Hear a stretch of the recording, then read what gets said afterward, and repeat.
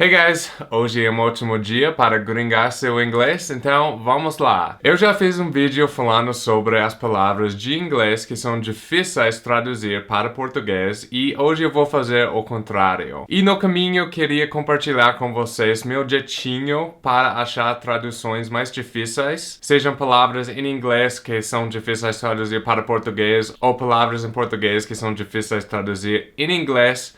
Então, vamos lá. Vamos começar com a palavra saudade. Tá, eu vou colocar saudades no Google Tradutor. Dependendo da palavra ou a frase, Google Tradutor pode ser a melhor coisa do mundo, mas às vezes pode te atrapalhar mais do que te ajudar. Mas é sempre a primeira coisa que eu faço quando eu encontro uma palavra que eu não conhecia ainda em português. Então, eu diria que é muito útil para vocês usarem quando vocês encontram uma palavra em inglês também. Vamos ver o que dá se eu colocar a palavra saudades no Google Tradutor.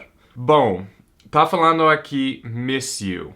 Mas não é exatamente isso, e vocês sabem que saudades é uma palavra muito especial na língua portuguesa. Com palavras assim, você tem que tomar cuidado. Eu sei que essa palavra é difícil traduzir já, então, sabendo isso, eu sei que miss you não é exatamente a tradução. Então, o que me ajuda, e eu imagino que vai te ajudar também, vai no Google e colocar qual é a tradução da palavra saudades em inglês. E vocês vão encontrar muitos sites que vão te explicar como traduzir essa palavra. Alguns desses sites vão te dar alguns exemplos de como usar a palavra nas frases. Então aqui tá falando que a tradução é longing or yearning, mais do que missing. To miss é tipo sentir falta, mas a palavra saudade tem mais do que isso, né? Agora que tem todas as frases, todos os exemplos aqui, vamos dar uma olhada no que deu. Penso e por vezes sinto enormes saudades da minha família de alma. Então você tem a frase em português e você pode ver como traduzir a frase para inglês. I sometimes feel very nostalgic for my soul family. Então aqui tem mais uma tradução para saudades. É nostalgic. Então já tem mais uma tradução para saudades, além de yearning e homesick e longing que já encontramos. Então esse jeito é muito fácil para vocês usarem quando vocês encontram essas palavras. Tem um monte de sites assim que tem a frase em português e a frase em inglês, e você pode pegar a tradução lendo essas frases. É algo que me ajuda muito e eu super recomendo que vocês usem esse jeito também. Vamos continuar com mais uma palavra que eu aprendi ontem. É friorenta ou friorento, e calorenta e calorento.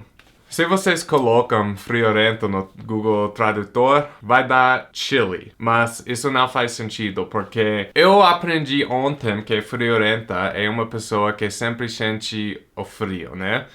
Mas eu sei que mais uma palavra difícil traduzir, então o Google Tradutor não vai me ajudar. Então vamos no Google, tá? E tem um site aqui.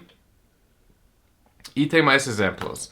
Tá, essa palavra é um pouco diferente do que a palavra saudades, porque realmente não tem nenhuma tradução para essa palavra em inglês. Chilly não seria exatamente a tradução certa, então aqui realmente é uma palavra que é muito difícil, impossível traduzir de português para inglês. Você pode falar this person is always cold, or this person is always hot. Mas friorento ou calorento não existe em inglês. In our house, Michelle is always cold and I'm always hot. Mas se você fosse falar Michelle is chilly and I'm warm, significa que no momento eu tô com calor e a Michelle tá com frio. Então, quando isso acontece, tenta ler as frases. Não existe um monte de palavras que não podem traduzir uma língua para outra, mas quando vocês encontram essas palavras, dá uma olhada nas frases no Google e tenta pegar a tradução ou tenta entender que não existe uma tradução boa para essas palavras e usa uma outra palavra ou outra frase. Ok, agora vamos falar sobre a palavra cafuné em português. No Google Tradutor tá me falando que é cafeína. Isso não é a tradução para cafuné. Então, aqui é algo falando... Cafuné em inglês existe, então aqui é uma mini aula dizendo, explicando como traduzir cafuné para inglês, ou se existe uma tradução. E aqui está dizendo que pode traduzir, fazer cafuné como run one's fingers through one's hair. Então... Muito difícil essa tradução. Então, vou te dar uma dica para traduzir cafuné para inglês. Você pode falar I'm getting a head massage. Então, em vez de falar pode me dar um cafuné, pode falar Can you give me a head massage? Eu sei que não é exatamente uma massagem da cabeça, mas é a tradução mais próximo do que é em português. Agora vamos falar sobre a palavra alheio em português. O Google dá a tradução alien para inglês, mas não é exatamente isso. Mas tem outras traduções na lista, embaixo da primeira tradução.